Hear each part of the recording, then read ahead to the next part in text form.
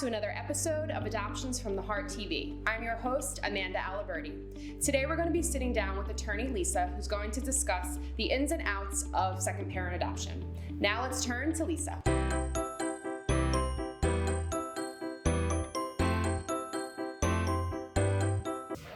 Good morning. My name is Lisa Peck Goldberg, and I'm an adoption attorney here in New York.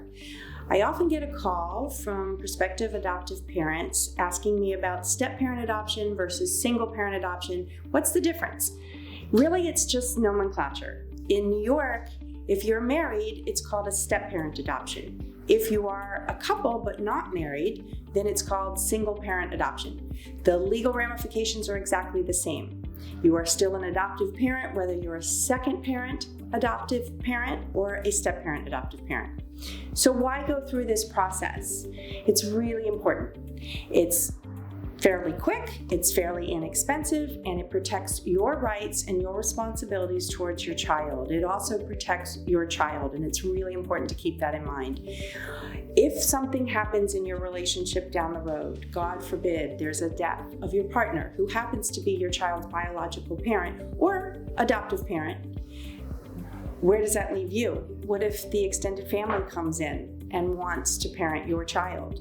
Do you have any rights? If you haven't adopted the child, you have to fight for your rights. An adoptive parent is a legal parent. If you go through this process of second parent adoption and adopt your child legally, you have all the same rights as any biological parent towards your child. You also have all the same responsibilities towards your child, to support your child, to be there for your child. Your child can inherit from you. You can sign school notices for your child to go on a field trip. But not just death. Suppose you separate from your spouse or your partner, or suppose you move states and one of you has to stay behind and you want partial custody or visitation. There's all sorts of situations that come up in life that we can't always anticipate, and it's really important to make sure that you have the same rights towards your child as your partner does. So there's also health benefits to consider, insurance to consider, and when your child grows up, you don't want to be in court fighting for custody for your child if you could have taken care of this earlier on before any such situation arises.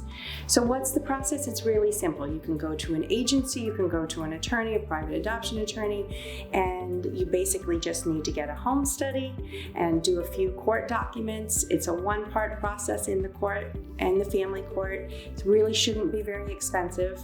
Probably takes about 3 to 4 months to finalize from start to finish.